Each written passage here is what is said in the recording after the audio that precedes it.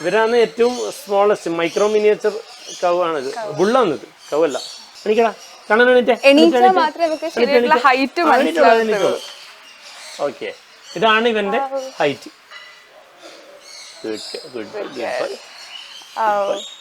ഈ പേരൊക്കെ ഇട്ടതാണോ? അതുപോലെ ഇവർക്ക് കുറച്ച് വയറ് കൂടുതലായിരിക്കും. നോർമലി ഉണ്ടാകുന്ന പശുവിനേക്കാളും കുറച്ച് വയറ് കൂടുതലുണ്ടാവും. അത് ഈ ബ്രീഡിന്റെ ഒരു പ്രത്യേകതയാണ്. ഇവന് കിട്ടിയ ഒരു കഥ പറയാം, എവിടെ നിന്നാണ് കിട്ടിയത്? ഇത് ആന്ധ്രാപ്രദേശിൽ നിന്ന് വാങ്ങിച്ചതാണ്. ഇതിനെ വാങ്ങിക്കാൻ വേണ്ടിട്ട് പറഞ്ഞാല് നമ്മള് ഏകദേശം ഒരു 10 പശുക്കൾ എടുക്കേണ്ടി വന്നു.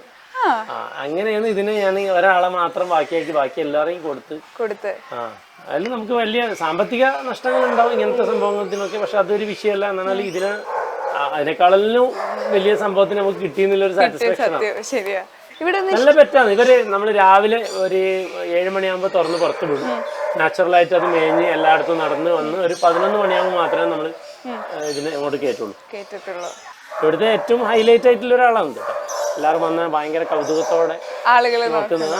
എല്ലാവരും ഈ ഹൈറ്റ് കാണുമ്പോൾ തന്നെ സാധാരണ ഇപ്പൊ കുട്ടി പശുവിനേക്കാളും വലുതായിരിക്കും. ശരിയാ. ഇപ്പൊ ഇവിടെ വന്ന് ഇഷ്ടപ്പെടുന്ന പെറ്റുകൾ ഉണ്ടാവുമല്ലോ, അപ്പം ഇവരെ കിട്ടാൻ വഴിയുണ്ടോ? അങ്ങനെ ഒരുപാട് ആളുകൾ കോണ്ടാക്ട് ചെയ്യുന്നുണ്ടാവും അല്ലേ? നമ്മൾ കോണ്ടാക്ട് ഡീറ്റെയിൽസ് നമ്മൾ പൊതുവെ അങ്ങനെ ഇവിടെ എന്നാലും നമ്മളോട് ചോദിക്കും. നമ്മൾ ഡീറ്റെയിൽ ഒക്കെ പറഞ്ഞു കൊടുക്കും. എവിടെ നിന്ന് കിട്ടാൻ, എവിടെ നിന്ന് വാങ്ങിക്കാനൊക്കെ നല്ല കാര്യങ്ങളും പറഞ്ഞു കൊടുക്കും. ഇതാണ് ഓറിയോ. നമ്മുടെ അടുത്ത് ഓറിയോ എന്ന് പറയുന്ന ഒരു ഫീമെയിൽ ഹോസ് ആണ്. ആള് പ്രഗ്നന്റ് ആണ്. 6 മാസം ക്യാരിങ് ആണ്. അല്ല നല്ല കൂൾ ക്യാരക്ടറാണ്, കുഴപ്പമൊന്നുമില്ല. എല്ലാവർക്കും സ്നേഹാണല്ലേ. സീരിയസ്ലി ഭയങ്കര രസമാണ് കാണാൻ. അതുകൊണ്ട് ഈ ക്ലീനിങ് ഭയങ്കര ഇമ്പോർട്ടന്റ് ആണ്. ഭയങ്കര ക്ലീൻ ആയിട്ട് വീഡിയോ എടുക്കുന്നോണ്ടൊന്നല്ല, നോർമലി എപ്പോ വന്നാലും ഇതേപോലെ തന്നെയാണ്. ഒരു ഷൈനിങ് ഉണ്ട് അല്ലേ? അത് നമ്മൾ ഗ്രൂം ചെയ്ത് സെറ്റാക്കി നിർത്തുന്നോണ്ടില്ലേ ഗുണം. വാടാ ബേബി വാ.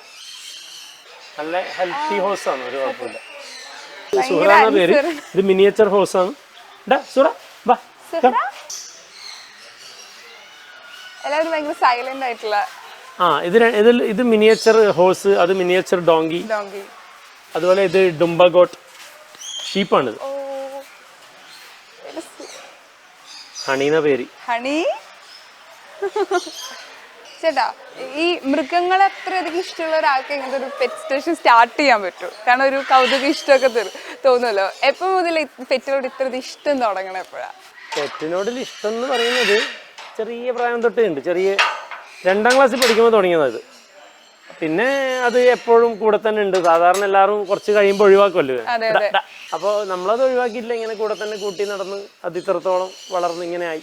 നമ്മൾ ആദ്യം ഇതിനെക്കുറിച്ച് അറിയാത്ത സമയത്ത് നമ്മൾ ഇല്ലീഗലായിട്ടുള്ള പല സ്പീഷീസുകളും വളർത്തി. കീരി, അണ്ണാന്, അങ്ങനെ പല ജീവികളെയും വളർത്തി. പിന്നെ ഇതിനെക്കുറിച്ച് പഠിച്ചു. അപ്പോൾ നമ്മൾ വളർന്നപ്പോൾ ഇതൊന്നും നമുക്ക് പറ്റൂല, ഇങ്ങനെ നമുക്ക് എക്സോട്ടിക് ആയിട്ടുള്ള ഇതിനെ വളർത്താനുള്ള പെർമിഷനും കാര്യങ്ങളെല്ലാം കിട്ടും. അപ്പോൾ ആ രീതിയിലേക്ക് പിന്നെയാണ് നമ്മൾ നീങ്ങുന്നത്.